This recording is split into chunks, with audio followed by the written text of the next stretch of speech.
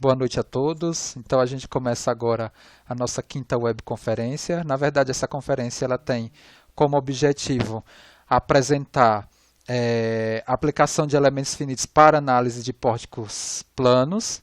Vamos ver um pouquinho da teoria e depois a gente trabalha com os exercícios, tá?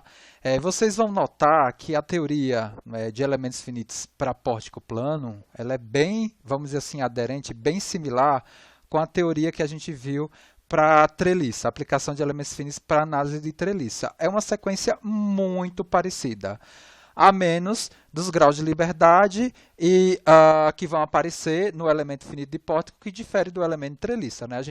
No elemento de treliça a gente tem 2 graus de liberdade e no elemento de pórtico a gente vai ter 3 graus de liberdade por nó. Tudo bem? Eu vou colocar em tela cheia aqui e aí eu acho que vocês também enxergam aí na plataforma em tela cheia, perfeito? Para, na verdade, melhorar aqui o vídeo que vai sair aqui dessa webconferência. Tudo bem, gente? Então, como acordado, quem tiver alguma dúvida, pode me perguntar aqui, tá? Porque eu não vou ver o que está rolando aí no bate-papo de vocês. E de vez em quando eu volto aqui para esse ambiente aqui da plataforma para ver se tem alguém pedindo ou algum aluno atrasado solicitando aqui a entrada na conferência. Perfeito? Então vamos lá.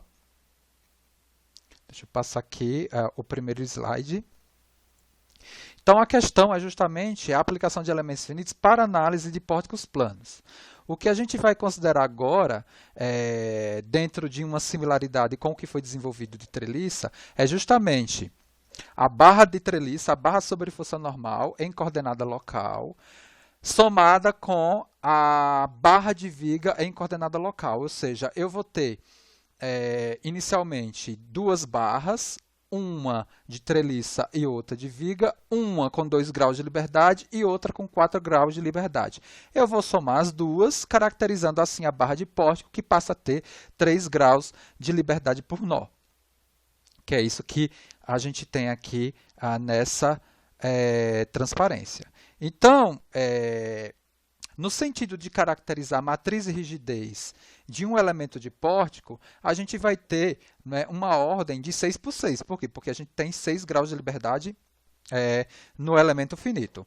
E no vetor de força também que a gente vai desenvolver para o elemento de pórtico, com as forças que foram, na verdade, também pautadas lá especificamente para o elemento de treliça e para o elemento de viga, quais foram essas forças? Bom, quando a gente desenvolveu o elemento finito de treliça, a única força possível dentro de uma barra de treliça seria uma força uniformemente distribuída. Só que nos próprios exercícios de treliça a gente nem considerou essa situação. Por quê? Porque essa força uniformemente distribuída, ela pode, na verdade, ela é caracterizada na estrutura treliçada como uma força, né, jogada nos nós do elemento de barra sobre força normal, que caracteriza o elemento de treliça. Nesse caso aqui, a gente continua com essa lógica, porque aqui a gente vai possivelmente utilizar e aplicar uma situação onde no elemento de pórtico é possível ter uma força uniformemente distribuída no sentido tangencial ao eixo. Como também, no caso da viga, a viga sozinha, a única carga que a gente aplicou no elemento de viga foi uma carga transversal ao eixo, né, do meu elemento de viga, tá? Que pode também estar presente no elemento de pórtico. Ou seja, a única carga que a gente vai mapear aqui, que a gente vai destacar aqui nessa apresentação, são cargas uniformemente distribuídas, seja tangencialmente ao eixo ou transversalmente ao eixo. Então, tudo o que a gente fez lá para a treliça, a gente vai fazer agora para pórtico, no sentido de escrever a minha matriz de rigidez e o vetor de força do meu sistema KUF em coordenada global, em coordenadas globais. Então, o objetivo final aqui é justamente definir essa K global e essa F global a partir de elementos, né, locais, como a gente começou lá em treliça. Vamos, então, recuperar o que eu acabei de comentar, né, no início aqui da nossa conferência. Então, vamos lá. Uma primeira situação, eu tenho aqui o elemento de treliça, tá, em coordenada local, ou seja, o elemento de treliça eu só tenho, na verdade, 2 graus de liberdade, né, no elemento inteiro, 1 grau de liberdade por nó. A esse elemento, eu somaria, né, simplesmente o elemento de viga, que é, em coordenada local, é o V e o θ, tá? Em cada nó, Vθ, Vθ. Tudo bem? Quando eu somo, né, esse elemento de viga Vθ, Vθ mais o U, eu tenho o elemento... Aqui, na verdade, eu teria que ter um outro elemento de viga, né, para somar os dois e me dar esse elemento de pórtico, agora, em coordenadas locais. Então, quem consegue me falar qual é o comportamento dessa barra que me caracteriza o sistema estrutural de pórtico? Vocês viram, vou colocar aqui, né? Porque treliça eu sei que todo mundo viu em mecânica dos sólidos. Mas o professor de mecânica dos sólidos passou para vocês, por exemplo, a aplicação desse sistema estrutural de pórtico? Como é que se determina? Né? É um sistema estrutural que, né, além de força cortante e momento fletor, eu posso ter força normal. Porque, olha aqui, ó, eu tenho agora o deslocamento no eixo da barra, ou seja, consequentemente, eu vou poder, né, na verdade, vai existir a força normal nesse elemento. Ou seja, é um sistema estrutural, né, onde as barras elas estão, vamos dizer assim, engastadas umas nas outras, diferentemente do sistema de treliça, onde as barras elas estão articuladas umas nas outras. Eu não tenho, na verdade, uma reação, vamos dizer assim, de rotação. Né? Por quê? Porque a rotação é livre em treliça. Vocês viram isso em Mecânica dos Sólidos 1? Calcularam esforços internos e sistemas de pórtico? Eu não vi. Ou não chegaram a ver? Tá? Mas perfeito, aqui é o momento de ver. Por quê? Porque para a gente da aeroespacial é muito importante, né, vamos dizer assim, ter essa teoria de pórtico também. Por quê? Porque a gente tem modelos simplificados, né, com pórtico que representam subsistemas estruturais, por exemplo, de um avião de transporte de carga passageira, por exemplo.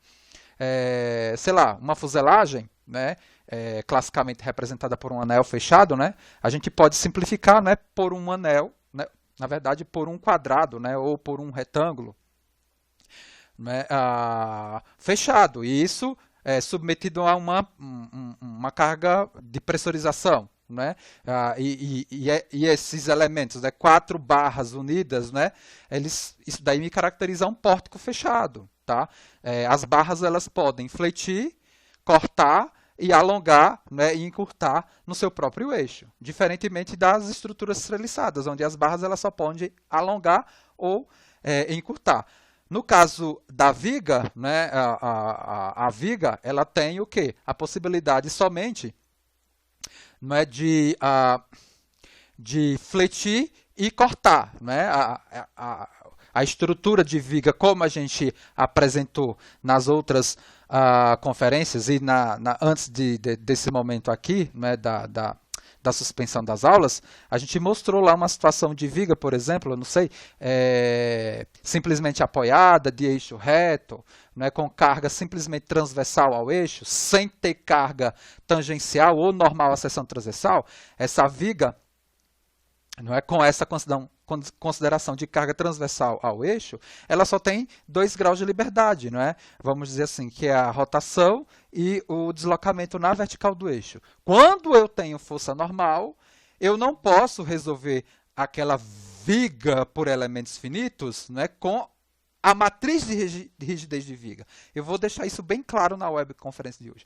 A gente não tem como resolver quando eu tiver uma carga, mesmo a viga de eixo reto, simplesmente apoiada, se eu tiver uma carga normal à seção transversal ou tangencial ao eixo da mesma, eu não consigo resolver essa estrutura, não é, com aquela matriz de rigidez que a gente apresentou, né, 4x4. Obrigatoriamente, eu terei que levar em conta a matriz de rigidez do problema de pórtico, que tem uma dimensão 6x6. Então, desse ponto para esse ponto, foi simplesmente fazer a soma, ou seja, é uma barra que leva os efeitos da barra sobre força normal mais a barra de viga, né? A barra de treliça mais a barra de viga, compondo uma barra denominada barra elemento de pórtico, né? Uma barra de pórtico agora com 3 graus de liberdade no sistema de coordenada local. Só que, como eu tinha falado, o meu sistema KUF de elementos finitos, possivelmente ele vai ser tratado no sistema de coordenada global. E a gente, de alguma forma, ou seja, por meio de uma transformação vetorial, a gente vai ter que levar informação desse sistema local para um sistema global positivo que eu estou definindo aqui. Gente, muito cuidado. Uma coisa foi a transformação que a gente fez para a viga. Tudo bem? Uma coisa foi a transformação que a gente fez para a viga. Outra coisa é a transformação que eu estou fazendo aqui para pórtico. Perfeito? Veja que o meu sistema de coordenada global, agora, né, eu tenho e ainda mais, né, lá em viga, eu não tinha parâmetro cinemático em x, né? Eu só tinha parâmetro cinemático em y. Aqui em pórtico, não. Eu tenho um parâmetro cinemático em x e y. Tá? Vamos dizer assim, esses são os sentidos positivos, ou seja, deslocamento na direção x, positivo da esquerda para a direita, e y positivo de cima para baixo. E a rotação positiva que eu estou dando aqui é uma rotação no sentido quê? Horário. Tudo bem, gente? Ó. Perfeito? Então, eu tenho esses sentidos aqui, desses graus de liberdade, definidos aqui, positivos. Perfeito? Então, vamos lá. Então, o que a gente vai fazer agora? É justamente passar a informação desses elementos de treliça e de viga, que originalmente eles estão treliça numa dimensão 2×2, eu tenho que passar para uma dimensão 6×6, que é de pórtico. E viga, que tem uma dimensão originalmente 4×4, eu vou passar para uma dimensão 6×6. Muito similar ao que eu fiz para a treliça. A gente aqui, igualmente, as aulas anteriores, a gente está perdendo aqui, mesmo no PDF, perdendo aqui os caracteres gregos, mas tudo bem. Então, o que eu estou fazendo com essa passagem aqui? Eu estou transformando, primeiro, caracterizando a matriz de espalhamento, que vai levar os graus de liberdade, né, de treliça, né, ou seja, vou levar informação da matriz de rigidez de treliça no sistema local para o elemento de pórtico no sistema local ainda, por meio da matriz de mapeamento, matriz de espalhamento. E essa matriz de espalhamento a gente já sabe como é que caracteriza a mesma, né? Eu faço uma comparação entre os graus de liberdade do meu elemento, né, de pórtico em coordenadas locais e comparo com o elemento de treliça em coordenadas locais também. Tá? Me dando aqui uma matriz de dimensão 6×2. Aí a gente faz a mesma coisa para a viga. Antes disso, aqui eu só estou mostrando como a gente espalha a matriz de rigidez de treliça de uma dimensão original 2×2 para uma dimensão 6×6. Perfeito? Tudo bem? Muito similar. Então, a gente nota aqui que a contribuição, né, da componente de treliça para, né, a matriz de rigidez de pórtico, ela só entra justamente nas posições onde eu tenho o deslocamento na direção do eixo da barra de pórtico no sistema local. Tudo bem? Nota-se claramente que as linhas e colunas dessa matriz expandida indicam que a barra tem preservada a característica da rigidez apenas nas deformações axiais do eixo, né, da barra de pórtico. Perfeito? Vamos passar. Então, agora sim a gente faz... Não, ainda não. Aqui ele está fazendo o mapeamento do vetor de força de treliça. Então, por quê? Porque como eu comentei com vocês, em treliça a gente basicamente não usou isso daqui, né? Porque o meu Q uniformemente distribuído, né? Deixa eu desenhar aqui para vocês não confundirem. O meu, sei lá, eu tenho uma barra de treliça nessa inclinação, e aí eu estou desenhando aqui, a carga... Opa, deixa eu voltar aqui.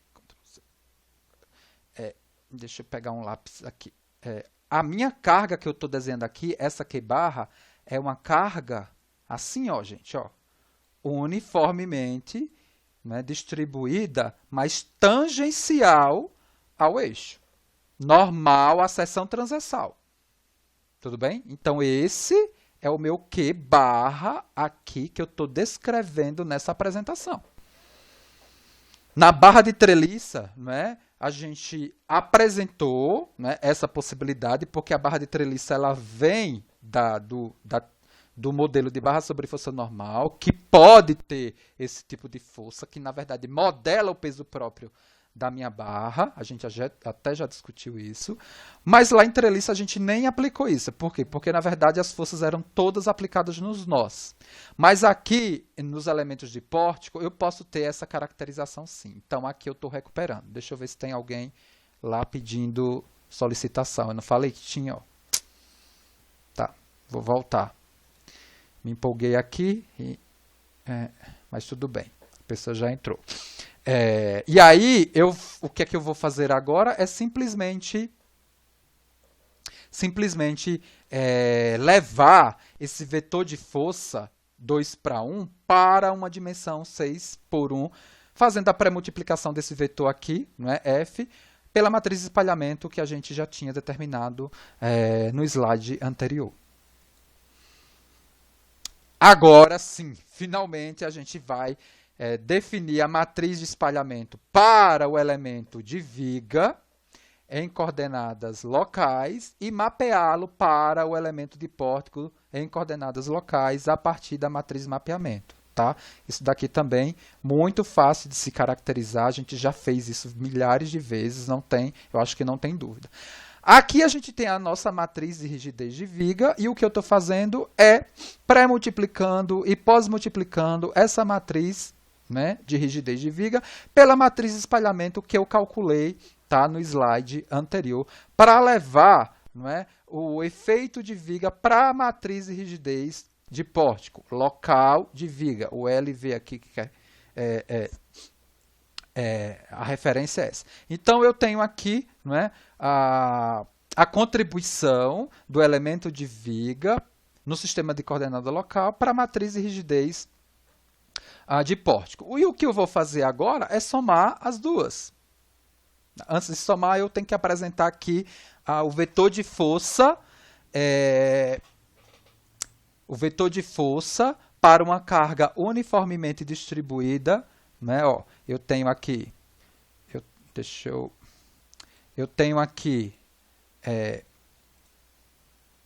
tenho um elemento, sei lá, de pórtico, eu poderia ter desenhado inclinado, né? Sei lá, um elemento de pórtico, e eu agora estou descrevendo esse P. Não saiu, mas vocês enxergam aí, ó. O que eu estou desenhando aqui é uma carga uniformemente, tá? Então, esse P aí que está descrito nessas expressões aqui, né, que caracterizam nessas entradas do vetor, é uma carga uniformemente distribuída, mas transversal ao eixo, não é tangencial. Tangencial é da outra, da barra sobre força normal, que compõe também a minha barra de pórtico. Tudo bem? Então, o P é o único mapeamento que a gente fez do elemento de viga de carregamento, né? De carregamento no elemento de viga. Foi uma carga uniformemente distribuída, mais transversal ao eixo. Então, a gente está levando esse vetor 4 por 1 para um vetor 6 por 1. E agora... Professor, Oi. acho que tem alguém esperando para entrar. Então, vamos lá. Acho que alguém está pedindo para entrar. Perfeito, boa. Então, vamos permitir. Vocês estão se comunicando no grupo? Muito bom. Sim. Isso. Perfeito. Então, o que é que eu fiz agora? Eu simplesmente fiz a soma daquelas duas matrizes, né? A matriz de treliça de barra sobre força normal, né? A barra de treliça, levada para o sistema de coordenada local de pórtico, mais a matriz, né, de rigidez de viga em coordenadas locais, levada para a matriz de rigidez de pórtico, agora escrito, né, em coordenadas locais com essa dimensão 6 por 6 e com esse fator aqui, né? Veja, a transparência original é μ, e aqui ele substituiu por epsilon. Como ele fez isso, eu não sei. Mas os valores eles estão coerentes, tá? Então, o que eu tenho aqui agora é a matriz de rigidez de pórtico, 6 por 6, que contempla os efeitos de barra de treliça mais viga. Veja que eu tenho tanto o E e I, e eu tenho a área aqui, compondo agora a minha rigidez. Lembra que no elemento de treliça, a rigidez era simplesmente composta por quem? Pela área e pelo módulo de elasticidade. Né? E na viga era quem? Era o E e o I. Era o módulo de elasticidade e a inércia. Na barra de pórtico, eu tenho tanto a área, quanto a inércia, quanto o módulo de elasticidade. E aqui eu tenho o meu vetor de força de pórtico escrito em coordenada local. Veja, no primeiro grau de liberdade, a carga tangencial ao eixo.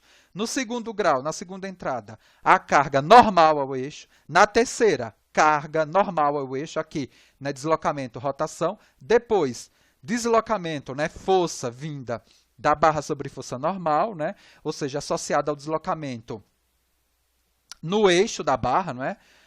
E os outros dois no deslocamento vertical e rotação relacionada à carga transversal à barra. Alguma dúvida, algum questionamento até aí? Conseguiram enxergar a similaridade? Simplesmente é algo muito aderente ao que a gente fez lá para a treliça, só que a gente está simplesmente fazendo o quê? Superpondo os efeitos da barra de treliça com a barra de viga, compondo aqui localmente a barra de pórtico. Tudo bem? Tudo bem. Então, vamos lá. Agora, qual é a sequência? É aplicar essa transformação aqui, ó, que eu estou destacando, para levar elementos locais para global. Aqui está de global para local, né? Tem que corrigir isso daí, não está certo, né? Aqui o que eu quis falar é que, na verdade, vai existir essa transformação vetorial, né? Onde eu estou definindo aqui a minha matriz T, com essa denominação de T, quando eu levo informação de um vetor num sistema local para um global. Tudo bem? Só que, olha, muito cuidado, gente. Se vocês pegarem a matriz de transformação de treliça, ela tem uma cara e essa daqui tem outra. Tá? Na verdade, é bem similar a menos do menos aqui, ó, que na verdade a matriz de transformação de treliça, o menos seno está aqui e o seno está aqui. Mas eu vou explicar já já o porquê. Olha só. Isso daqui que eu estou escrevendo é o sistema de coordenada global. Tá? E eu vou pegar, mudar a cor aqui. E agora eu vou escrever o meu sistema de coordenada local. Se vocês observarem, no sistema de coordenada local, né, agora deixa eu pegar o lápis aqui, esse x local aqui, né, ele está associado à direção positiva do meu sistema do meu grau de liberdade. E aqui é o y, né? E aqui o y local, aqui está associado, esse sentido daqui está associado, né, ao grau de liberdade positivo que eu denominar ali no sistema de coordenada local. E eu estou colocando aqui como positivo, no global, esse e esse. Tá? Perfeito? E esses sistemas aí, eles estão defasados de um ângulo aqui que ele se perdeu. Não é? Na verdade, isso daqui possivelmente era θ e ele está chamando de U alguma coisa, que eu não sei o que ele está chamando, e eu vou chamar aqui, né, disso daí. Então, veja, segue... Oi. O Igor tá pedindo solicitação para entrar também. Tá, estou voltando lá. Vamos lá. Permitir. Obrigado, querido. Vamos voltar aqui. Então, o que é que acontece? Esse daqui é o meu x global. E aqui é o meu y global. Então, como é que eu caracterizo essas entradas da minha matriz de transformação? É justamente a partir do cálculo do cosseno que os eixos, o cosseno do ângulo que esses eixos aqui do global fazem com os eixos locais. Por exemplo, no sentido da transformação. A transformação agora, ela não é mais no sentido anti-horário como foi no de treliça. A transformação agora, essa transformação que eu estou escrevendo, ela agora é no sentido horário. Então, o ângulo no horário, né, o ângulo no horário agora que é o positivo. Então, para a gente encontrar, por exemplo, esse elemento daqui, né, que é o cosseno de θ. Então, o que é que eu faço? É o cosseno do x global para o x local. Então, é o cosseno. Qual é o ângulo entre o x global e o x local no sentido horário? É o próprio θ, está aqui. A próxima entrada seria uma comparação de quem? Do x global com o y local. Né? Se você olhar isso daqui, né, no plano, né, e pensando em coordenada, aqui eu tenho um vetor, né, 2 por 1 e aqui eu tenho um vetor 2 por 1. Aqui é x global, y global. Aqui é quem? X local, y local. Então, aqui eu estou com x global, né, e y local para caracterizar esse elemento daqui, que é o cosseno do ângulo entre x global e o y local. Veja, se eu rotaciono isso daqui de θ, né, esse eixo daqui para cá também rotacionou de θ. Então, é o cosseno de 90 mais θ. O cosseno de 90 mais θ é menos seno de θ. Perfeito, gente? Então, muito cuidado, que tem aluno que acha que a matriz de transformação é sempre aquela congelada que a gente fez pela primeira vez de treliça. Não, pelo amor de Deus. Aquela transformação foi uma. Essa transformação é outra. Veja, aquela transformação de treliça, a gente fez como? A gente fez assim, ó. Né, ó. Se vocês lembrarem, a gente fez assim, ó. Aqui, né, x global, y global, e aqui eu tenho quem? X local e y local. Né? Y local, x local, e aqui o meu θ, o alfa. Tá? A transformação aqui, ó, era de x para y no sentido anti-horário. Aqui é de x para y global no sentido o quê? Horário. Tudo bem? Perfeito? Posso continuar? Tudo bem. A transformação é similar, mas o T é diferente. Por quê? Porque o meu sistema de eixo global e local mudaram em relação ao que eu tinha feito, né, em termos dessa matriz de transformação para a treliça. E quem me explica esse 1 aqui? Por que a matriz de transformação agora de pórtico, eu estou colocando aqui, né, aqui, na verdade, eu teria que... porque ao invés de chamar de V, eu chamei de U na direção Y, mas é V. Tá? Né? Aqui, tá vendo? Tá o V aqui, né? Mas tudo bem. Por que eu estou aqui, né, colocando esse 1? Né? E aqui o meu alfa no global, ele vai ser o alfa no local. Por que aqui não aparece um elemento aí, vamos dizer assim, associado ao cosseno? Quem me explica?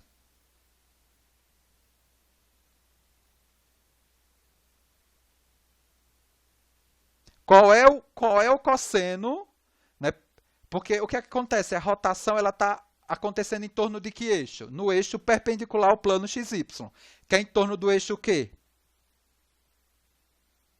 Z. Tudo bem? O Z, né, vamos dizer assim, local, é diferente do Z global? Como são coplanares, você vai ter o mesmo alfa. Vai ter o quê? O ângulo vale quanto? Qual é o ângulo entre Z e ZL, local? Zero. Zero. Cosseno de zero vale quanto? 1. Perfeito. Agora, se eu tivesse numa transformação vetorial tridimensional, aí não. Aí a gente ia ter elementos em todos essas entradas dessa matriz, tá? Mas aqui, como a transformação é uma transformação no plano, só que a rotação ela acontece em torno do Z, né? Aí, obrigatoriamente, eu preciso expandir essa matriz de transformação para essa dimensão aqui, 3 por 3, só que esses elementos aqui são nulos e o único elemento diferente de zero é justamente o cosseno, né? Por quê? Porque, na verdade, são nulos não, seria nulo porque é o cosseno de 90, né? Porque qual é o ângulo entre o x, o x global e o z local? 90 graus. Então, cosseno de 90, zero. Tudo bem, gente? Tá? E vale para... Professor, acho que tem mais Oi. gente pedindo pra entrar também. Vamos Acho que tem voltar. mais gente pedindo pra entrar. Tem problema. É isso mesmo. Graças que vocês têm como se comunicar. Tudo bem com esses outros elementos nulos aqui? Esse elemento aqui, essa entrada unitária? Então, o que eu estou fazendo aqui... O que eu estou fazendo aqui? Os graus de liberdade do elemento de pórtico, local, né, no primeiro nó, e os graus de liberdade do elemento de pórtico, local, no segundo nó, transportados para o sistema global, no primeiro nó e no segundo nó. Vamos ver como é que isso fica.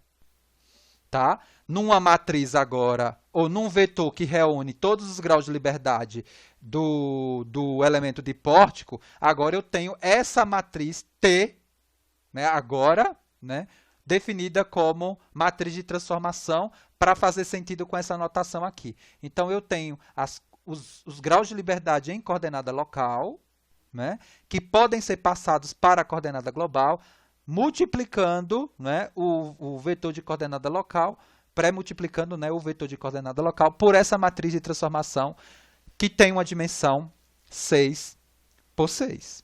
E aí agora a gente vai fazer um desenvolvimento para chegar tanto na K, né, como na F, mas aqui ó, K, aqui o vetor, tá.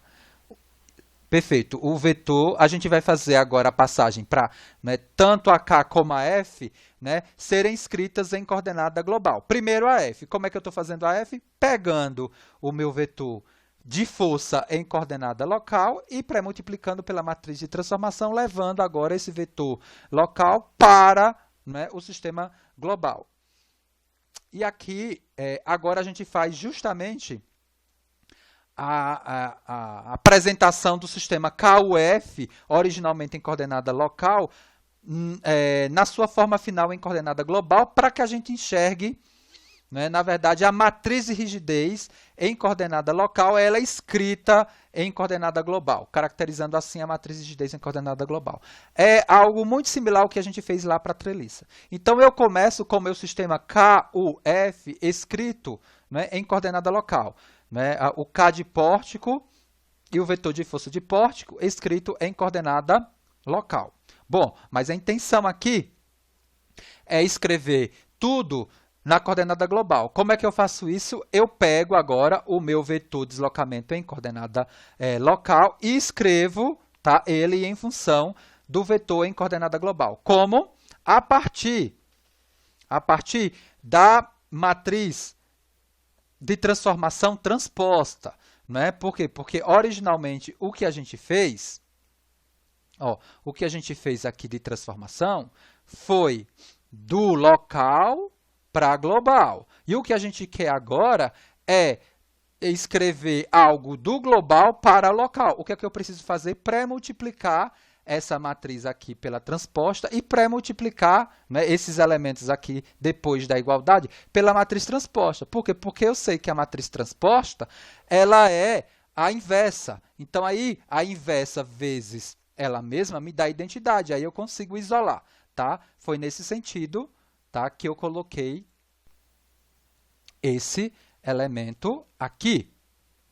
E da mesma forma eu faço a transformação do vetor de força local em função do vetor de força global, a partir da pré-multiplicação, né, do vetor de força global pela matriz transposta. E aí a passagem agora é tirar esse elemento aqui, né, o t transposto, fazendo o quê? Pré-multiplicando esse elemento à esquerda da igualdade pela matriz t, Porque se eu pré-multiplico isso pela matriz T e aqui pela matriz T, eu não estou mudando nada no meu sistema. Só que a T vezes a T transposta é a minha identidade. Por quê? Porque a minha T transposta é igual à inversa.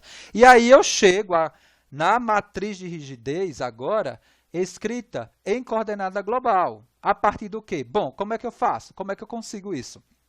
Eu consigo isso pré-multiplicando aquela matriz 6 por 6 pela matriz T 6 por 6 e pós-multiplicando, né, a matriz KLP pela matriz 6 por 6, que é a matriz de transformação transposta.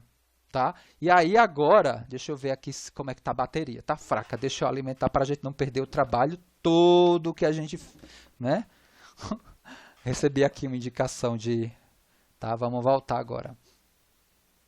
Eu consigo agora explicitar essa matriz K global, né, por meio dessa matriz 6 por 6. Olha só, vocês conseguem entender como é que a gente chega a isso? Eu tenho que abrir as contas. Né? Deixa eu fazer uma coisa aqui para facilitar. Né? Eu vou compartilhar minha tela e tentar abrir aqui o SMS numa continha aqui que eu fiz. Deixa eu pegar página. Deixa eu abrir aqui o que eu quero. Essa matriz de rigidez de pórtico, para que vocês consigam entender o que foi que eu fiz. Olha só.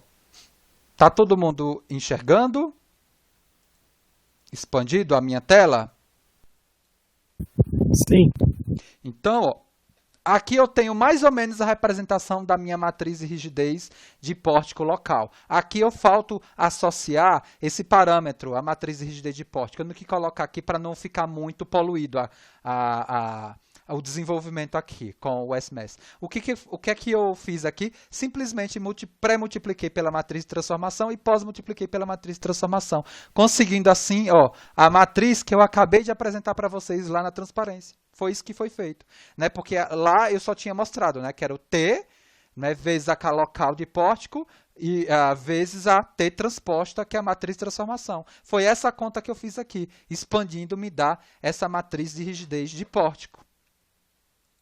Vou interromper aqui o compartilhamento e voltar aqui para a transparência, que é essa matriz aqui, onde o C é o cosseno de θ e o S é o seno de θ, né, que é o ângulo da transformação agora para, tá, a estrutura de pórtico. Tudo bem, gente? A única coisa, eu acho que não tem mais slides, a única coisa que faltou fazer aqui explicitamente, deixa eu ver se...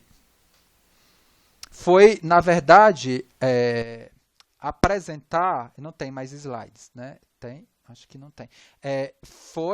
A única coisa que faltou aqui foi desenvolver, né, esse F aqui, o global, né? Que eu teria que pegar, né? Ó, deixa eu expandir aqui. Eu não fiz esse desenvolvimento aqui explicitamente, mas é fácil, né? Porque o que é que eu tenho que... Não, tá, tudo bem. Aqui não precisa, já estou confundindo com o exercício, né? Porque o que eu tenho lá no elemento de pórtico, em termos de força, deixa eu voltar, né? Não, tá certo, eu teria que fazer isso, né? Eu não abri essas contas daqui, não é? O F global, realmente, né, seria a pré-multiplicação desse vetor por essa matriz aqui de transformação. Veja que eu teria elementos aqui em cosseno e seno, tá? Para caracterizar essas 6 entradas desse vetor. Né? Porque isso daqui é em coordenada local. Para a coordenada global, eu preciso pré-multiplicar realmente pela matriz de transformação. Tudo bem, gente? Podemos fazer alguns exercícios agora? Foi confuso a apresentação? Ou deu para pegar? Claro que não é como desenvolver isso no quadro, né? É bem diferente, né? A interação é diferente. Mas assim... Como a gente já tinha feito treliça no quadro, né? Não, Não, não fizemos treliça no quadro, né? Treliça foi também aqui, né? Mas como a gente já tinha feito treliça, foi fácil, né, fazer essa transição para pórtico? Ou não? Sim ou não? Tem alguém no bate-papo? Tá, todo mundo só está digitando. Perfeito. Então, vamos para o exercício?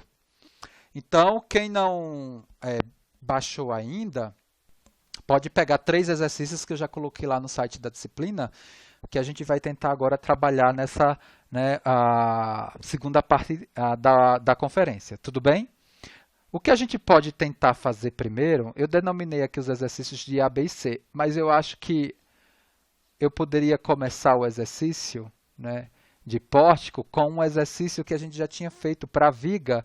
Deixa eu só compartilhar aqui a tela. Vamos lá. Aí esse daqui eu faço rápido. Todo mundo está vendo a tela agora?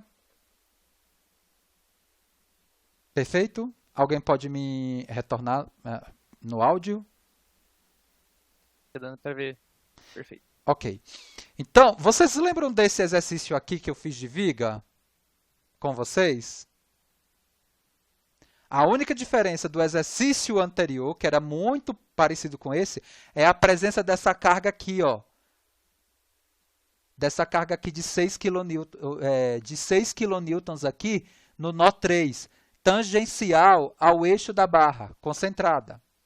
Então, por conta dessa carga aqui, eu não consigo resolver esse problema de viga utilizando a matriz de rigidez de viga que a gente desenvolveu aqui no curso.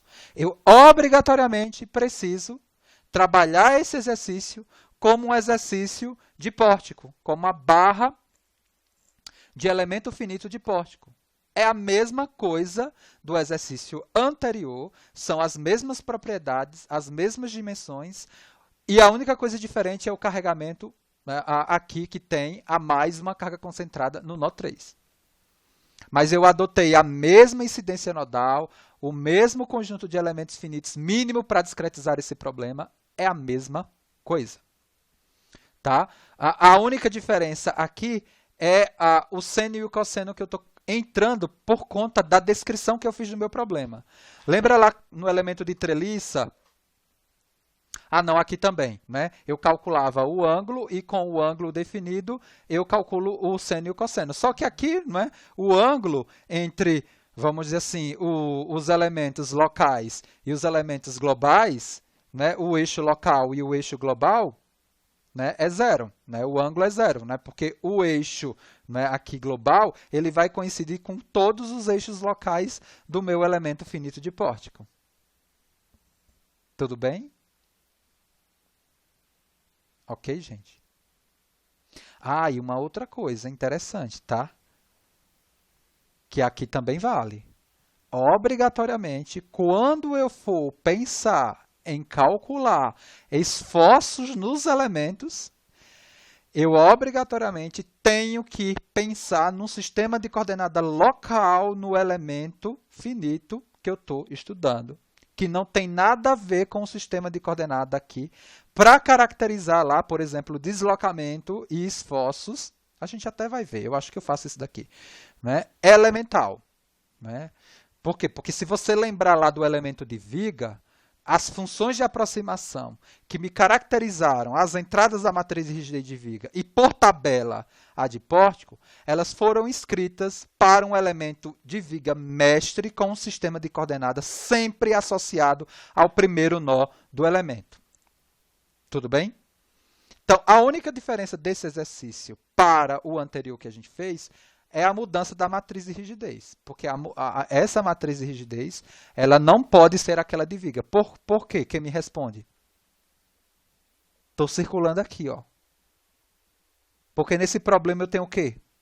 Uma carga axial e aí ele vai ter os efeitos que teria numa treliça. Isso, os efeitos que eu teria agora numa barra sobre força normal. Eu tenho que colocar esse efeito obrigatoriamente. Essa barra, além de, né, se deslocar na horizontal, além de se deslocar na vertical e rotacionar, ela vai encurtar, não é? E alongar também por conta, né, da carga no eixo X por conta dessa carga aí normal à seção transversal. Tá? Perfeito? Então, veja, gente, é muito similar. Eu defini aqui os parâmetros em cima do desenvolvimento que a gente acabou de fazer, calculei a matriz de rigidez 1 do elemento 1, calculei a matriz de rigidez do elemento 2, calculei a matriz de rigidez do elemento 3. Veja, vamos lá. Para esse problema aqui, qual vai ser a dimensão da minha matriz de rigidez global antes da aplicação das condições de contorno? Quem me fala?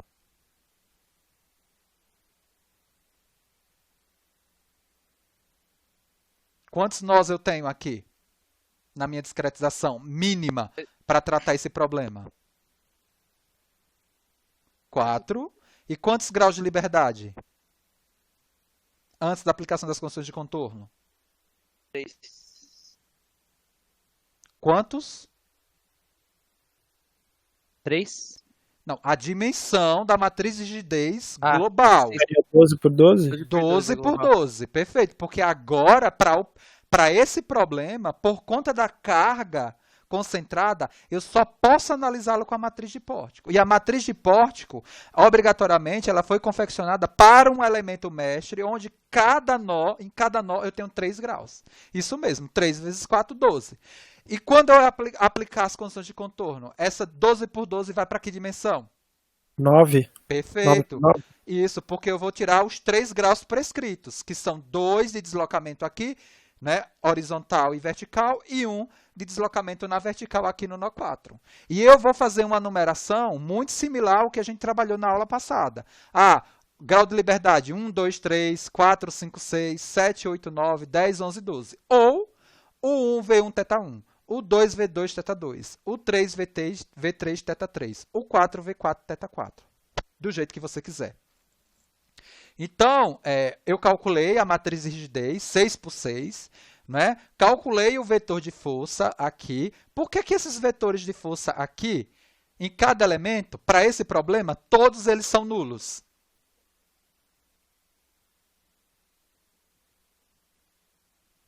Nesse problema eu tenho carga uniformemente transversal e tangencial ao eixo da barra.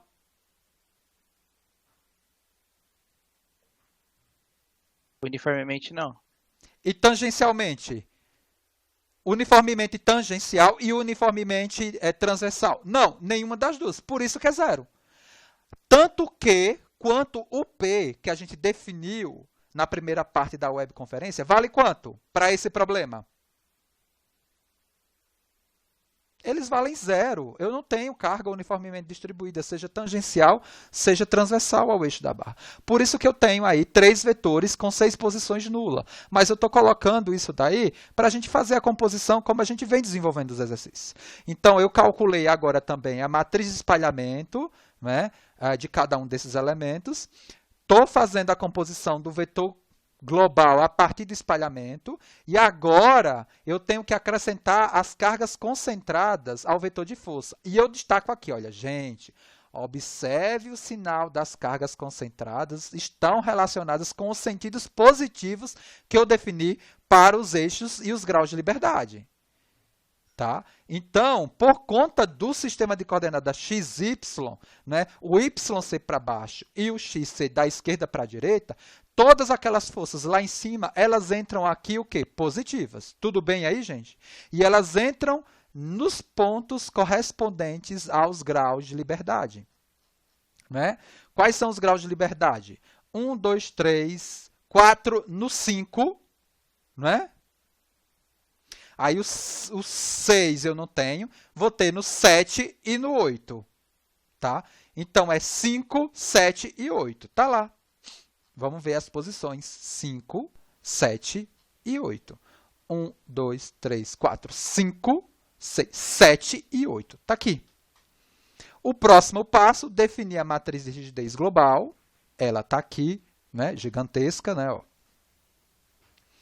E aí, o que eu faço? Imponho as condições de contorno. Aí eu diminuí aqui, vamos dizer assim, o tamanho da letra, né, do número, para caber aqui. Apliquei as condições de contorno do jeito que a gente já sabe, não é? Coloco um 1 no grau de liberdade, na diagonal principal associada ao grau de liberdade prescrito, mato linha e coluna, e na posição do vetor de força, eu substituo, do grau de liberdade, né, prescrito, eu substituo esse valor por 0. Né? Faço isso para todos os graus de liberdade prescritos. Depois disso, eu inverto e multiplico pelo meu vetor de força, encontrando aqui os deslocamentos para esse problema. E os deslocamentos para esse problema agora são deslocamento na direção x, na direção y e rotação. Estão entendendo a diferença do exercício anterior, quando não tinha carga concentrada no sentido do x, e agora, para com a carga concentrada no sentido do x? É essa a diferença. Eu saí de uma situação lá de uma dimensão para outra maior. Determinação das reações de apoio. Pego a minha matriz de rigidez global antes da aplicação das condições de contorno, multiplico pelo vetor deslocamento que eu acabei de calcular, encontrei um vetor, né, de forças ativas e reativas e eu tiro as forças ativas, ficando aqui simplesmente com um vetor de forças reativas, me dando posições não nulas, justamente nas posições onde eu tenho as restrições, né? As reações de apoio, tá? Perfeito. E na sequência, o que é que eu faço? O cálculo dos esforços nos elementos. Como é que eu fiz isso? Pego a matriz de rigidez, né, de cada elemento, multiplico pelo vetor de deslocamento, encontro aqui o meu vetor de força no sistema global. Como, nesse caso, o sistema global é igual ao sistema local, eu vou fazer aqui, tá? Eu vou fazer aqui essa passagem só por formalização, mas, né, o sistema, né, local é igual ao global. Vocês vão ver que eu vou pegar esse vetor em coordenada global, multiplicar aqui pela matriz transposta de transformação e levá-lo para o local. Veja que o local aqui é igual ao global. Estão vendo? Tá? Mas eu fiz isso só para manter a mesma lógica. E aí, olha, você pode notar aqui, ó, peguei, isso daqui eu calculei os deslocamentos também, porque eu peguei também os deslocamentos em coordenada local e em coordenada global passei para o local. Por quê? Porque eu vou precisar depois calcular os esforços a partir das funções de deslocamento e deslocamentos nodais, né? Isso a gente já fez lá em Viga também. Tá? Isso daqui eu vou precisar transformar tanto os deslocamentos quanto as forças para a gente enxergar o que eu quero falar. Olha só o vetor de força agora em coordenada local. Eu vou pegar o primeiro elemento e o quarto elemento do vetor que está associado à força normal. Veja, menos 6 no primeiro nó e mais 6 no segundo nó. Ora, o x local nosso positivo, ele vai de onde? Da esquerda para a direita. Então, se no primeiro nó eu tenho menos 6, então ele tem que ir da direita para a esquerda. Está aqui. E no segundo nó, o que é que eu estou obtendo? Um 6, né, positivo, ou seja, segue o x positivo local. Então, o primeiro elemento, né, em termos de força normal, ele vai estar o quê? Por essa figura que você está enxergando aí. O primeiro elemento, ele está tracionado. É isso que a informação está te mostrando. Tá? Por isso que eu fiz esse desenho aqui, né, para facilitar essa visualização, que no exercício anterior de Viga eu não tinha feito. Né? Simplesmente falei e tentei desenhar. Mas aqui tá, eu estou mostrando. Né? Eu estou fazendo a ligação desse vetor, né, com essas duas entradas para essa figura aqui, mostrando que o sinal eu tenho que obedecer. O sinal da força no primeiro nó e o sinal da força no segundo nó. Depois eu vou ter que estudar no elemento, não é, inteiro aqui. Né? Como eu não tenho nenhuma carga uniformemente, né, tangencial ao elemento, eu sei que no elemento 1, qual vai ser a força normal? Constante valendo quanto? 6, tracionado. Tudo bem? Perfeito? Para o vetor, ou para a força cortante, você vai ver que Veja que aqui, ó, veja que aqui eu estou com as funções de forma derivada 3 vezes. Lembram disso? Eu tenho, para calcular a força cortante, eu preciso daquela relação momento-curvatura. A relação momento-curvatura é quem? É o EY, V, duas linhas, igual menos a função momento-fletor. Só que a derivada do momento-fletor é quem? É a força cortante. Então, só que aí eu vou ter que fazer o quê?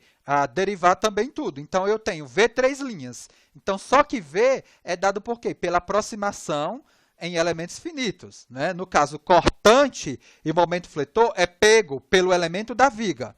Tá? Então, por isso que eu também transformei o grau de liberdade em deslocamento global para o local, que nesse caso é o mesmo. Mas vocês vão ver que no exercício aí não vai ser o mesmo e vai dar uma trabalheira danada. Eu vou ter que ficar fazendo essas transformações. E está aqui 15 batendo com o valor, né, 15,90 e alguma, que 16, né? Batendo com o valor aqui que a gente tem para a força cortante. Mas muito cuidado, né? Que esse menos aqui, ele significa o quê, gente? Que no primeiro nó do elemento, eu tenho uma força o quê? Para cima. Pra cima. Não é? E nesse outro nó aqui, o 16, eu tenho uma força o quê? Para baixo. Então, e dentro do elemento, eu vou ter o quê? Uma força cortante constante de quanto? De 16. É isso. Né? Ele sai de 16, vai para 16, constante em todo elemento. Quando chega aqui, eu desço de 16. Perfeito? É isso que está me mostrando. A mesma coisa, a função momento fletor. Só que a função momento fletor, eu tenho que pegar as funções de aproximação de viga e derivar 2 vezes. Isso eu fiz lá para o problema de viga. Para esse mesmo exemplo, eu fiz um desenvolvimento também na mão, bem bonitinho. Eu fiz o exercício lá, coloquei num outro vídeo explicando passo a passo. Quem está perdido nesse exercício, volta lá nos vídeos de viga, que eu tenho esse exercício resolvido de viga explicado bonitinho, passo a passo. Porque senão a gente não, se eu tiver que explicar passo a passo aqui de novo, a gente não consegue fazer os outros exercícios, tá? E aí eu faço isso para o elemento 1, para o elemento 2, para o elemento 3. E aí eu tenho as funções aproximadas, né, por elementos finitos, de força normal, força cortante e momento fletor. E aqui eu desenho o sistema, ou as funções força normal, força cortante e momento fletor exato, feitas na ferramenta F2, que alguém aqui até do curso perguntou se poderia fazer esses diagramas exatos no F2. Tudo bem, tá? Vamos para o próximo exercício. O próximo exercício aqui, vou chamar aqui, né? É um pórtico agora, numa situação, vamos dizer assim, mais geral e mais característica do que vocês viram possivelmente em mecânica de sólidos. O que é justamente um pórtico? Né? É uma estrutura plana constituída de barras, né? Que agora não são articuladas, elas estão engastadas entre si e que suportam, né, flexão e encurtamento no seu eixo, ou alongamento no seu eixo. Tudo bem, gente? Então, o que a gente tem aqui é um pórtico, né, com uma carga concentrada, né, nessa barra vertical esquerda do pórtico e uma carga uniformemente distribuída de 10 kN na barra horizontal, aqui, ó, superior. Cuidado que essa numeração que eu dei, na verdade, já é a discretização mínima de nós que eu preciso impor nesse problema para se resolver com elementos finitos de pórtico. Não quer dizer que aqui eu tenho 2 barras de pórtico. Aqui, na verdade, eu tenho uma barra somente, que está presa com essa outra barra, que está presa com essa outra barra. Só que para eu aplicar elementos finitos de pórtico para resolver esse problema, de acordo com o carregamento e a transição, né, de geometria, né, do pórtico, eu preciso aplicar aí, no mínimo, 6 nós. Consequentemente, quantos elementos finitos de pórtico eu vou ter? 1, 2, 3, 4, 5. Tá? E aqui eu vou explicando quais são os elementos. Elementos 1, entre o nó 1 e 2. E a incidência nodal que eu estou dando é a incidência nodal de 1 para 2. Por que é importante essa incidência nodal de 1 para 2? Alguém consegue me explicar? Fazendo a associação com a webconferência passada que a gente discutiu para a treliça? Eu poderia colocar uma incidência nodal de 2 para 1? Sim ou não? Sim. Sim, poderia. Mas o que aqui vai me mudar de 1 para 2 e de 2 para 1? O ângulo associado, né? O ângulo associado, isso mesmo. Veja, se a incidência minha é de 1 para 2, o meu x local positivo, ele está aqui, ó, de 1 para 2. Só que o meu x global, ele está aqui, ó. Cuidado, hein? Qual é o ângulo? O ângulo de pórtico, ele tem que ser o quê? Do x global para o x local, no sentido o quê? Horário. Horário. Por isso que isso daqui tem que valer quanto? Ou você coloca 270, ou você pega menos quanto? 90. Entenderam, gente? Se eu tivesse colocado de 2 para 1, qual seria o ângulo? Se eu tivesse colocado 90 graus. Perfeito. É isso daí. Gente, enxergou isso? Agora não tem o que fazer. O resto é só procedimental, é procedimento. Vocês vão entender agora facilmente. Vocês vão pegar, eu já coloquei lá no site da disciplina, mas eu vou conferir. Eu já coloquei, eu acho, o programa em MATLAB, do livro lá, né, Elementos Finitos com MATLAB, quando dá a apresentação, né, dos problemas de pórtico. Agora vocês têm todos os elementos para entender fortemente o conjunto, né, vamos dizer assim, de lógica que o autor fez para desenvolver o programa de pórtico. Porque o que pega mais é isso. Né? Por que um coloca a incidência nodal assim e o outro faz assim? Né? Você está vendo que não vai mudar o resultado. Não vai mudar. Você colocando de 1 para 2 ou de 2 para 1, o resultado que eu tenho aqui na minha matriz K1 é a mesma. Não tem. Né? E a única diferença agora da situação de treliça para pórtico é que eu preciso definir a inércia, não é? É isso, o que vem a mais é a inércia, né? Porque a área, né, a gente já tinha, e o módulo de elasticidade a gente já tinha no elemento de treliça. Alguma dúvida, gente? Então, aqui não tem dúvida, né? Porque é só calculeira, né? Matriz de rigidez 1, o elemento 2, o elemento 2, incidência nodal, 2 para 3. Então, a mesma coisa, tá? Então, 270, e assim vai. Aqui, depois vocês verificam, né? Elemento 3, do nó 3 para o nó 4. Né? Do nó 3 para o nó 4. Por isso que o ângulo é zero, né? Porque o x local aqui está paralelo com o x global aqui. Perfeito? Então, aqui, ó, tá vendo zero? É só repetição. Aqui eu destaquei já. Olha, aqui eu destaquei a transformação do vetor de força, né? Tá vendo? O vetor de força local, já aqui, ó, transformado, me dando o vetor de força em coordenada global. Veja que ele não é zero, né? Diferentemente do outro problema. Por quê? Porque eu tenho aí 0,1. Né? Eu acho que, deixa eu ver se eu compatibilizei as unidades. Deixa eu só fazer essa... Tá centímetro, quilonewton, centímetro. A dimensão aqui também está em centímetro, porque aqui está em metro, e quilonewton, centímetro. Né? Porque eu multipliquei aqui por 100, né? E aí por isso que foi 0,1. Perfeito? Está tudo compatível, bonitinho. Né? Não tem nenhum erro. Tá? Então, 0,1, 0,1, 0,1, 0,1. E por que aqui é 0, gente? Nessas duas entradas? No elemento 3. O 0,1 positivo porque ele segue o eixo y, que é para baixo. E por que aqui nesse elemento eu tenho 0 e 0? Porque eu não tenho nenhuma carga tangencial, né? Distribuída uniformemente, eu só tenho transversal. Se eu tivesse uma carga aqui, ó, uniformemente distribuída, mas tangencial, né, seguindo o eixo, aí esse elemento entraria aí com um valor diferente de zero. Legal. Tá? E aí o elemento 4, agora, com todos os parâmetros do elemento 4, o elemento 5. Aí, no elemento 5 também eu tenho um pedacinho de carga também distribuída, ok? E aí eu venho com o cálculo da matriz de espalhamento de cada um dos elementos.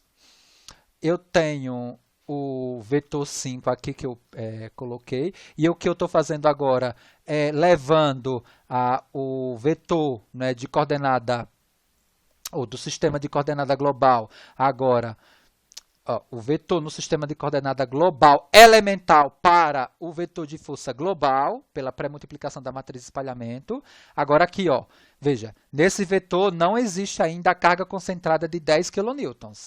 Essa carga será colocada quando do cálculo do deslocamento, né? Eu obrigatoriamente preciso, eu acho que eu coloquei, não coloquei, ela não entrou aqui ainda. Tá? Ela vai entrar, ó, quando eu calculo o deslocamento. Aqui a matriz de rigidez, e aqui sim eu coloco essa carga aqui, ó. Lembrar que no vetor de força foi colocada a carga concentrada, né, de 10 kN aqui, nessa posição, né, referente ao grau de liberdade. A carga de 10 kN é a carga no segundo nó, associada à direção x positiva. Tudo bem? Tentei deixar o mais organizado possível. Né? E aí eu tenho o meu vetor, tá?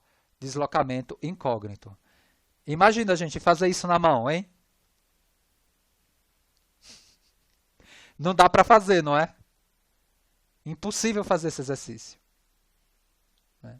Que é um exercício que lá em mecânica dos sólidos eu desenvolvo com o meu aluno na mão, não para calcular deslocamento, mas para calcular reação de apoio e calcular, né, a distribuição de esforços normal, cortante e fletor na minha estrutura. Tá? Se eu não me engano, eu acho que tem um vídeo desse exercício no meu canal, lá na playlist Mecânica dos Sólidos. Quem quiser comparar, né, esse resultado com o resultado exato de esforços, se eu não me engano, tem. Eu vou depois confirmar. Tudo bem? E aqui, né, o que eu fiz agora foi o cálculo das reações de apoio. Né? Eu peguei a matriz de rigidez original, multipliquei pelo vetor deslocamento, calculei, né, o vetor de força que está somado aqui, ativo e reativo, e terei depois o vetor ativo, consequentemente ficando com um vetor reativo. Mais uma vez, por conta de estar utilizando uma ferramenta aqui que aproxima, né, que arredonda os números, né, eu tenho esses outros elementos aqui próximo de zero, que você tem que considerar eles todos zero.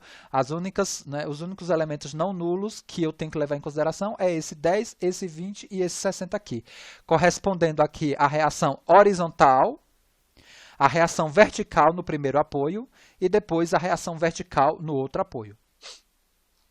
Perfeito. Agora a gente passa para o cálculo dos esforços internos. Então, no elemento 1, né, o que é que eu preciso fazer? Eu pego a matriz de rigidez do elemento 1, multiplico pelo vetor de deslocamento do elemento 1, encontro aqui as forças no sistema de coordenada global. Só que, veja, eu preciso, para analisar os esforços, das forças no sistema de coordenada local. Vocês lembram da definição do que é força normal e força cortante e momento fletor? Força normal, né? Somatório das forças para uma seção perpendicular ao eixo da barra. Então, veja, essa barra ela está na vertical, que é o elemento 1. Né? A seção que eu tenho que aplicar é uma seção perpendicular a esse eixo. Veja, essa seção aí vai me dar uma força normal que está desassociada com o sistema XY global. Eu tenho que obrigatoriamente levar um sistema XY local do elemento para caracterizar a variação tanto da força normal quanto da força cortante, quanto do momento fletor para essa seção que é perpendicular a esse eixo. Tá? Então, por isso que eu transfiro essa informação global para o sistema local. E aí sim, né, no sistema local, eu consigo aí caracterizar os esforços. Força normal, momento fletor e força cortante. Para a força normal, basta eu pegar esse 20 e esse menos 20. Para a força cortante e para o momento fletor, eu preciso das funções de aproximação de viga. Então, por isso que eu estou levando aqui ó, o deslocamento, né, global, né, do elemento 1 para o sistema local. Né? Veja, esse é o elemento 1, né, que é o elemento, né, a barra vertical. Aqui é o nó 1 e o nó 2 dele. Né? Para analisar a força normal, basta eu pegar esse vetor daqui, que já está escrito em coordenada local, e pegar o valor de 20 e o valor de menos 20. Isso significa o quê? No nó 1, eu tenho 20. 20 no nó 1 significa o quê, gente?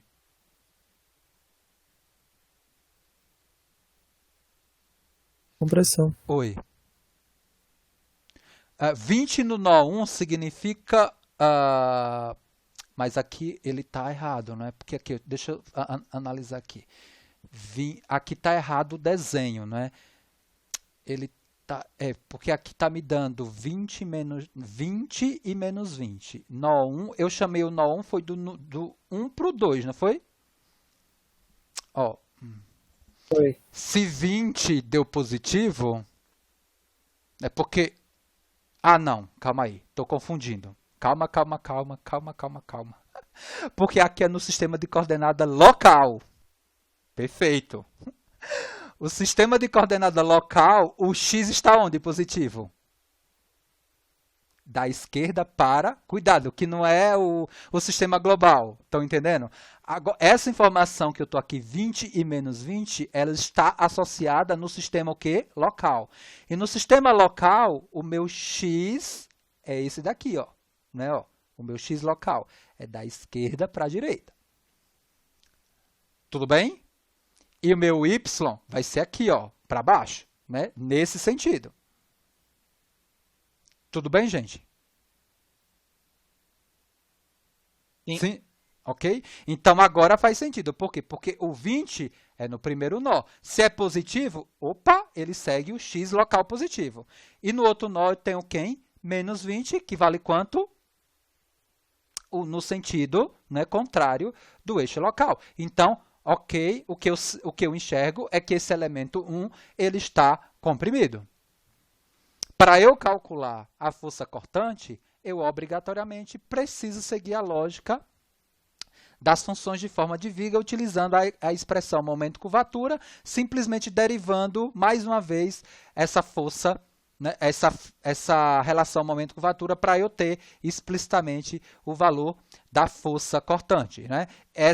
Esses valores aqui, ó, que eu estou destacando, eles são as derivadas terceiras das funções de aproximação de viga. As funções de aproximação de viga são aquelas 4 funções, lembram? φ1, φ2, φ3 e φ4. φ1 aproxima só deslocamento na vertical, né, do eixo aqui local, né, transversal ao eixo local, vamos falar assim. Né. O θ é a φ2 associado ao nó 1. Depois eu tenho V2 e o θ2. Tudo bem? É isso daqui que eu estou fazendo. E aí, por isso que eu tive que transformar o deslocamento global no deslocamento local, porque agora eu tenho que ter esses valores aqui, ó, de deslocamento desse nó e desse nó no sistema de coordenada local do elemento de pórtico, quando dá análise da parte de viga, né, dessa barra de pórtico. Né, porque a parte de treliça, vamos dizer assim, de força normal, eu já analisei que está aqui. O que eu estou fazendo agora é pegar os graus de liberdade, né, porque eu tenho aqui U local, V local e θ local. U local, V local e θ local. O que eu estou fazendo aqui ó, é calculando o V e o M, força cortante e momento fletor, a partir do V e do θ, do V e do θ. tá? Aplicando as condições de contorno. Por que que eu tenho 3 funções só? Porque nesse nó aqui, eu vou ter o deslocamento, né? Um deslocamento prescrito nessa direção aqui, não é? Porque eu tenho um apoio do primeiro gênero aqui. Tudo bem, gente? Por isso que não tem as 4 funções. Eu só tenho 3 funções. E veja que a função força cortante aqui, ela bate com a força normal em módulo. Por quê? Porque esses resultados que eu obtenho aqui para a força cortante, eles fazem sentido somente com o resultado que está no nó, né? Veja, eu tenho menos 10, eu vou para 10 e depois eu morro com 10. Então, a força cortante é constante de 10. E a mesma forma, o momento fletor, só que o momento fletor eu aplico direto a função, né, a expressão momento-curvatura e aplico a derivada segunda nas funções. Então, está aqui, bonitinho, passo a passo. Depois, em casa, vocês estudam, porque é algo que a gente já fez. Né? O que eu estou agora fazendo elemento a elemento, gente. Está aqui elemento a elemento. Tá? E depois, no final, eu acho que eu coloco lá. É conta, hein? É conta. Eu não coloquei, mas vocês podem fazer o quê? Vocês podem fazer esse exercício utilizando o F2 ou olhando lá no canal de Mecânica dos Sólidos, né? Na playlist de Mecânica dos Sólidos lá do meu canal. Eu acho que tem, depois eu vou verificar. E para a gente terminar a webconferência de hoje, vamos fazer mais um exercício. Quem foi que me perguntou?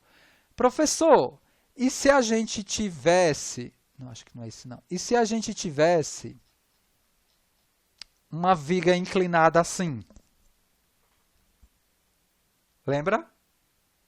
Que eu acho que foi... Né? Não sei se... se a gente tiver uma barra assim... Né?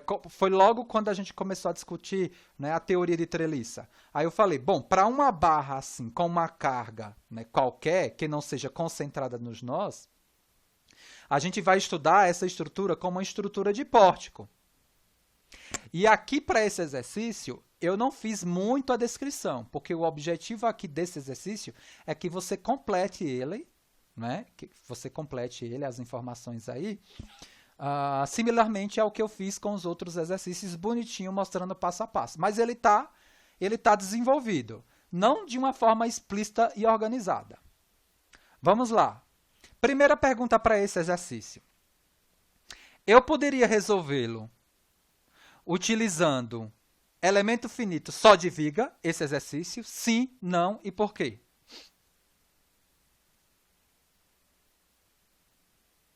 Eu poderia atacar esse problema simplesmente utilizando elementos finitos de viga. Tem que responder sem ser no chat, tem que ser pelo áudio, porque eu não estou vendo. Hein? Como é que vocês... qual seria a estratégia, né, para resolver esse problema? Conseguiria resolver com treliça? Com viga? Os dois, porque você tem a carga, como está inclinado, vai ter uma componente na componente axial ao eixo, que aí seria como uma força, ou melhor, como uma barra sobre força normal, e você também tem uma componente perpendicular, que aí seria com efeito de viga. Perfeito. É justamente isso. Eu não consigo calcular essa viga aí com o elemento finito de viga. Eu obrigatoriamente tenho que utilizar pórtico, por quê? Porque essa carga aqui, uniformemente distribuída nessa apresentação, ela, na verdade, ela vai ter uma componente, né, vamos dizer assim, ela vai ter uma componente transversal ao eixo da barra e tangencial, né, ao eixo da barra. Eu apresento esse tipo de problema também lá em Mecânica dos Sólidos. E os alunos me questionam muito, professor, mas que carregamento do inferno é esse? Porque esse carregamento está voando, tipo, como é que ele está atuando, né, na minha estrutura? Alguém consegue me explicar? Porque, assim, qual é a tentativa de representar o modelo de carregamento? Porque, assim, todo o carregamento que a gente utiliza para analisar as estruturas é um modelo de carregamento. Tudo bem? Esse modelo de carregamento, ele me representa o peso próprio da estrutura? Sim, não e por quê? Agora já no aspecto mais de engenharia, não é? Do curso, de análise. Esse carregamento aí nessa estrutura, ele poderia representar um peso próprio? Acho que sim, Eu também acho que sim. Por quê? porque pela orientação dos apoios, você entenderia que a O chão tá pra força-peso baixo. realmente seria para baixo. Sim. Só que veja, a força-peso, ela obrigatoriamente, né, quando ela é modelada numa dada estrutura, ela tem que estar obrigatoriamente vinculada à própria estrutura. A posição desse vetor tem que estar associado à estrutura. Ou seja, o vetor, né, peso, ele teria que ser distribuído verticalmente, uniformemente, no eixo da barra.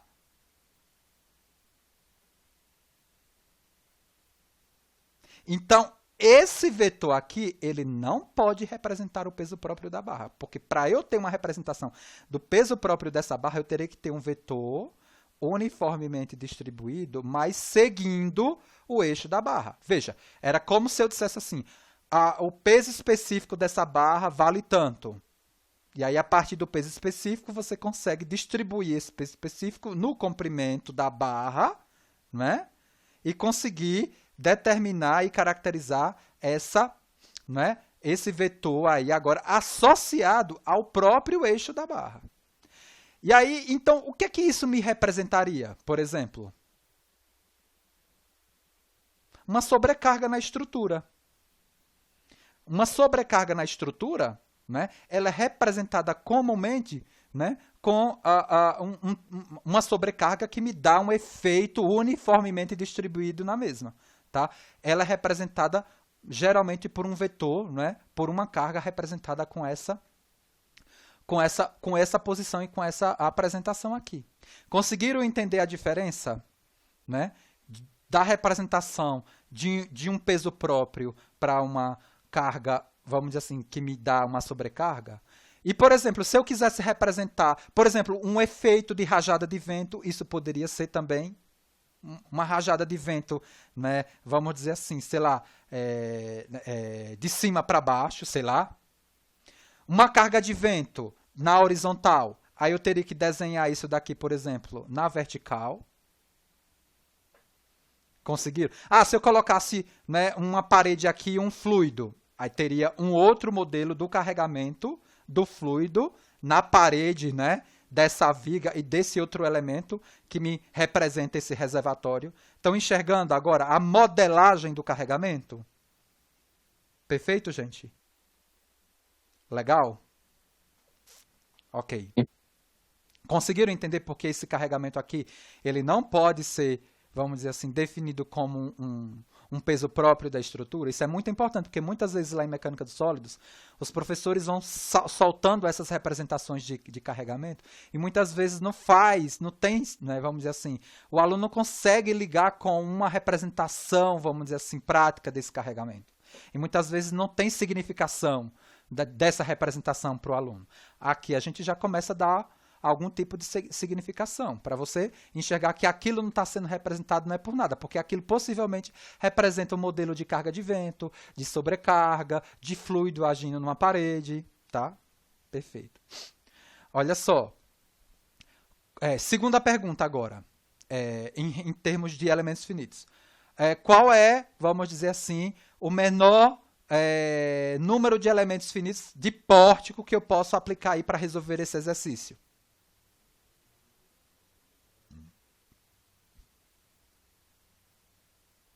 Hein? Com quantos elementos finitos você minimamente poderia utilizar para resolver esse problema? 2? Alguém discorda? Não, eu ia falar 2 também. Minimamente. Por que 2? Por que você colocaria 2? Você está colocando 3 nós aí, né? Se são 2 elementos. Você colocaria um nó no primeiro apoio, o segundo nó no segundo apoio, e esse terceiro nó em qualquer posição, né? Claro que a gente vai pensar na posição em eu ter, né, elementos de igual comprimento, mas por que esse nó? No Por meio conta aí. da carga equivalente concentrada.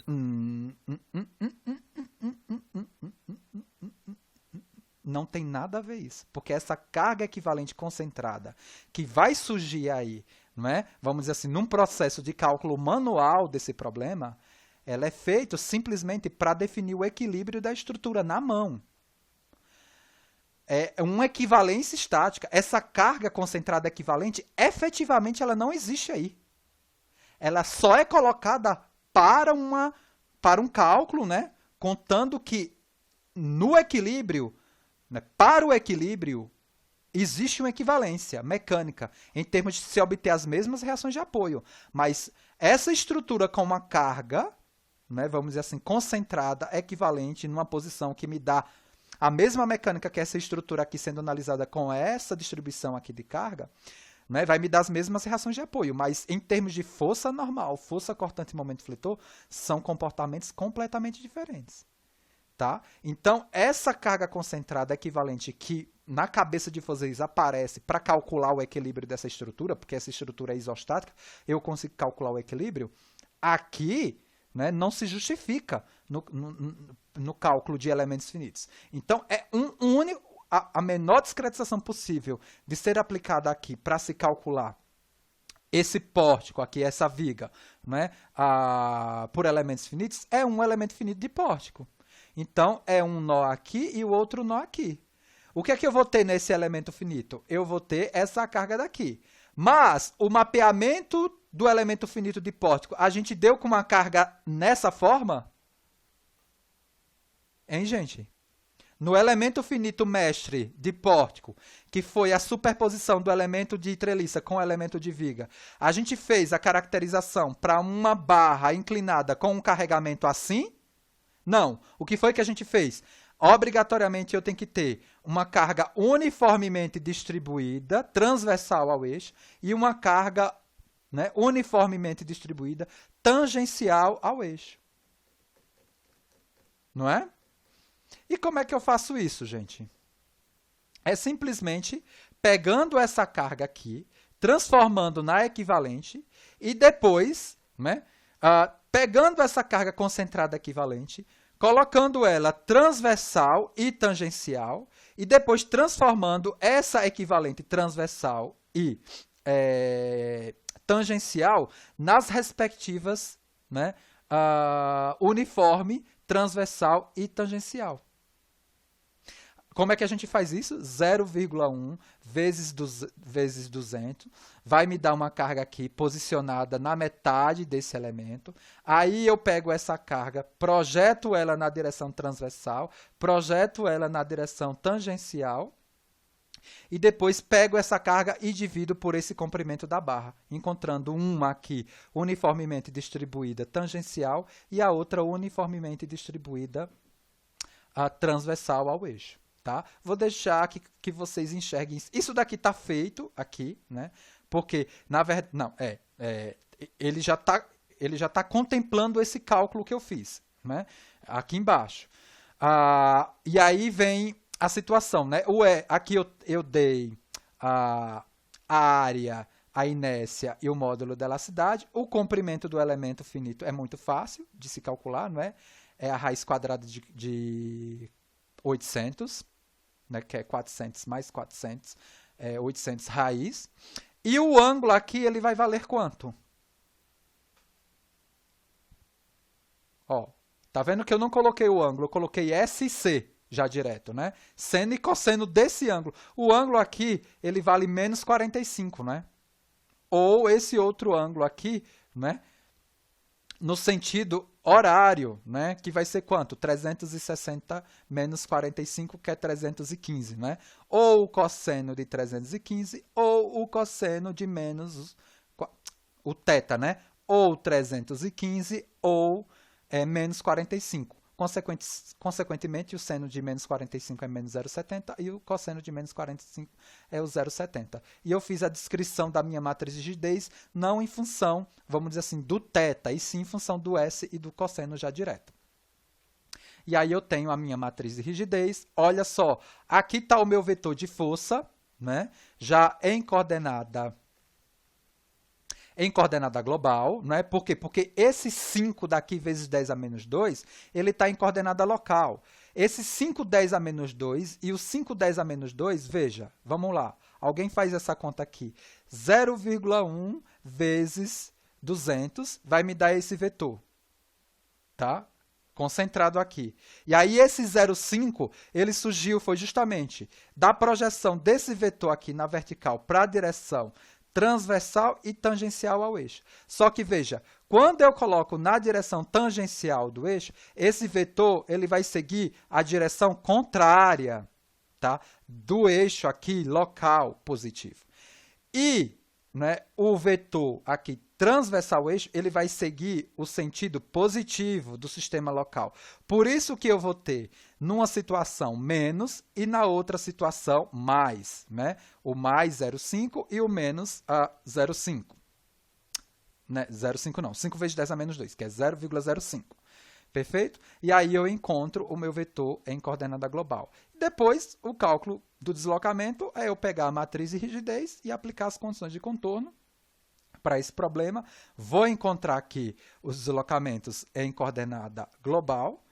Para calcular a reação de apoio, eu pego a minha matriz de rigidez e multiplico por esse vetor de deslocamento. Calculei aqui o meu vetor de força que tem aqui embutido ativo e reativo. Tiro, na verdade, o ativo e tenho aqui as minhas reações de apoio no sistema de coordenada global, que faz todo sentido. Veja, por isso que eu acho que a questão está certa. Ó, eu tenho uma carga uniformemente distribuída 0,1 vezes 200. Me dá quanto? Isso em kN. 0,1 vezes 200. Me dá 20. Né? 20, 10 veio para cá, 10 veio para cá. Está aqui, ó. E para cima, não é?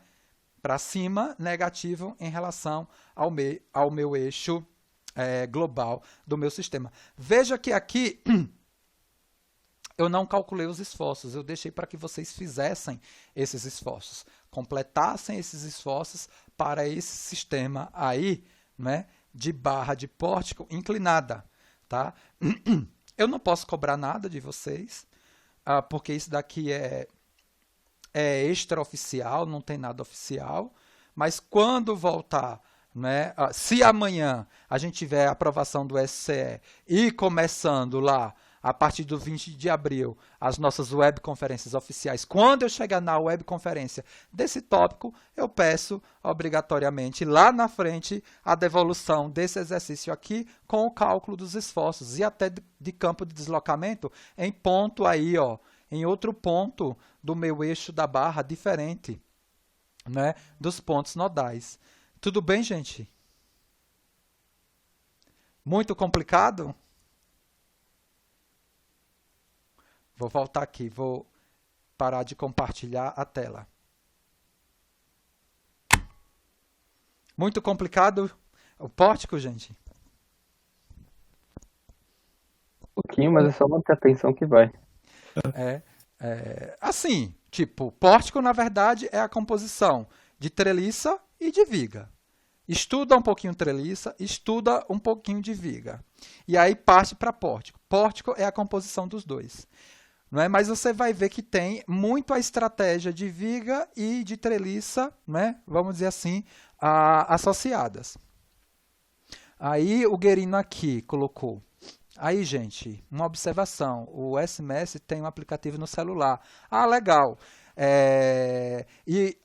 Eu acho que ele também tem uma versão que você pode pegar bibliotecas, por exemplo. Eu não comentei isso com vocês até agora, porque eu não tinha dado esses tópicos, vamos dizer assim, oficialmente para vocês. Mas eu acho que o próprio SMS, ele já tem programa feito para você calcular viga, para você calcular pórtico, Vocês procuram no help dele, sabe? Ele já vem tudo programado, até para desenhar os diagramas, utilizando o próprio SMS. Mais legal que ele tem, né, aplicativo para o celular, bom saber, né? Tem aplicativo também. Eu não sei, será que tem aplicativo para celular do F2? Se não tiver para o F2, pode ser que alguém já tenha feito algum aplicativo para calcular estruturas de barra, né? Seja pórtico ou treliça, né? Aí vocês podem procurar também para ver se tem aplicativo.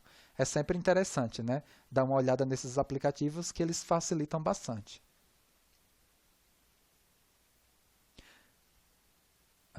O Guerino está digitando. Tudo bem? Agora eu finalizo aqui a webconferência colocando aqui possibilidade de vocês tirarem dúvida em relação aos 3 exercícios.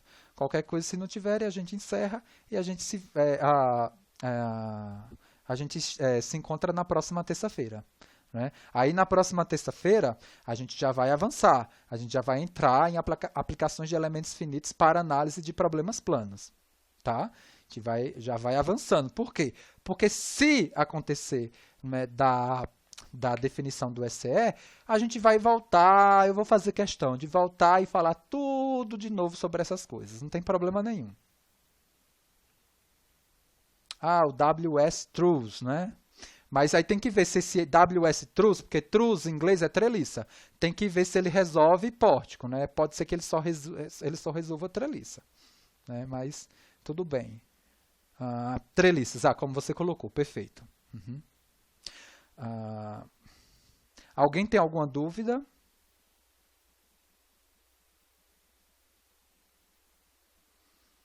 Eu não sei se se estavam todos já aqui na conferência. Eu coloquei 4 provas da primeira avaliação, 4 simulados de prova da primeira avaliação para vocês desenvolverem.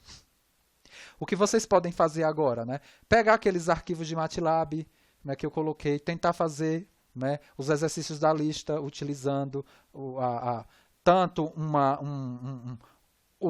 adaptação dos arquivos do SMS que eu fiz, ou utilizando os programas em MATLAB também, né? Pode utilizar qualquer uma das estratégias. O importante é que você faça alguns na mão. Não vai conseguir fazer na mão. O na mão que eu falo é utilizando o SMS, porque vocês já viram, né? Fazer isso daí na mão, a depender do tipo de problema, impossível, né?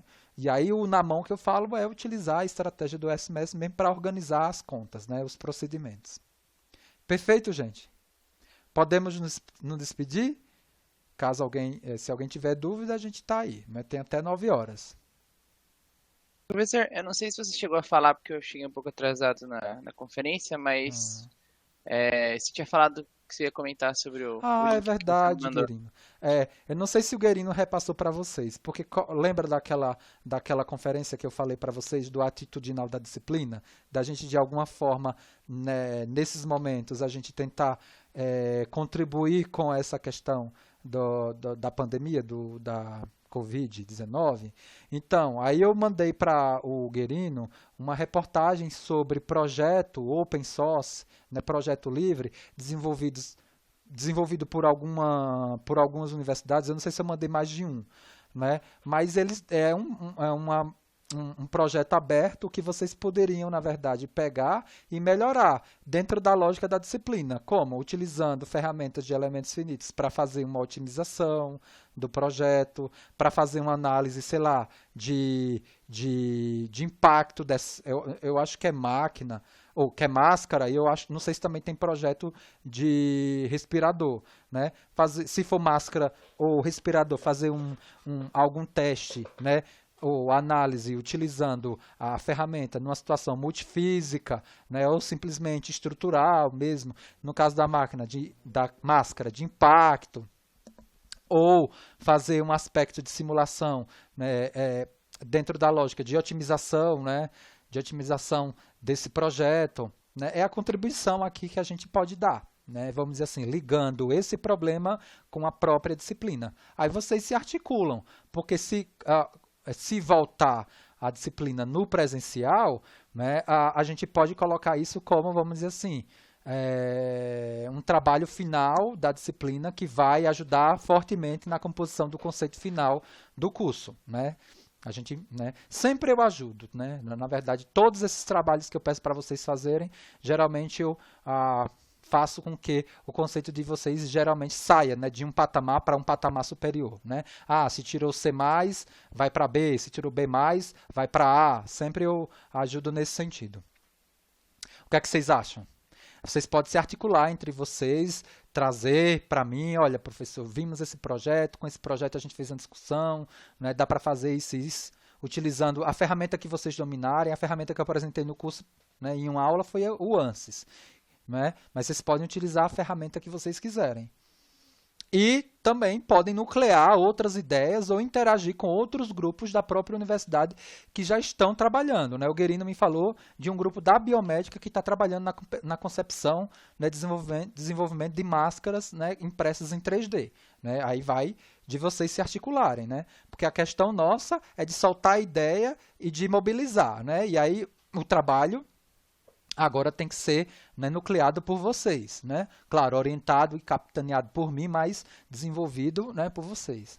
Aí vocês veem, né, se conseguem ou não se articular aí para dar essa contribuição. Tudo bem, gente?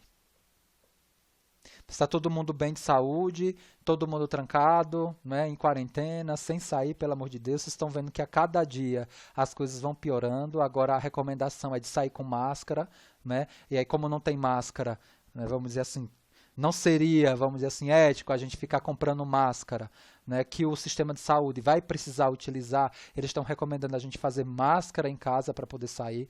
O negócio realmente está se complicando. Então, né, vamos aproveitar, estudar bastante. Olha, eu já praticamente terminei aquele curso que eu falei para vocês como ouvinte, lá da Delft, né, da Universidade de Delft. Né, um curso muito bom, me ajudou a entender um monte de coisa, que é um curso muito similar ao curso que eu dou de Projeto de Elementos Estruturais de Aeronaves 1. Né, me deu várias ideias, eu vou, né, meio que formular algumas coisas desse curso. Então, é a gente tentando estudar e aproveitar ao máximo do tempo que a gente tem aqui em quarentena. É isso aí. Eu fiquei de mostrar para vocês também, né, esse curso. Deixa eu ver se eu encontro ele aqui. Para quem quiser fazer como ouvinte, porque assim, eu estou fazendo como ouvinte. Né? E aí, porque eu acho que paga $50 para fazer, né, para ter direito a fazer as provas e ganhar o certificado. Não. Tá muito caro, né? $50, né? E para mim não faz sentido. Para mim não faz sentido eu queria, na verdade, ver o material do curso em si. Deixa eu aqui compartilhar a tela, voltar a compartilhar a tela, para vocês verem esse curso, tá?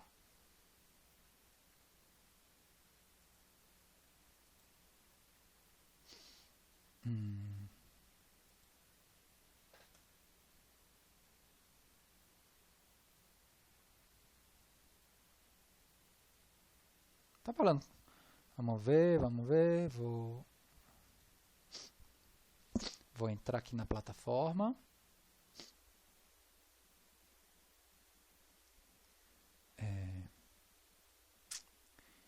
E agora eu vou logar aqui na minha conta do Google.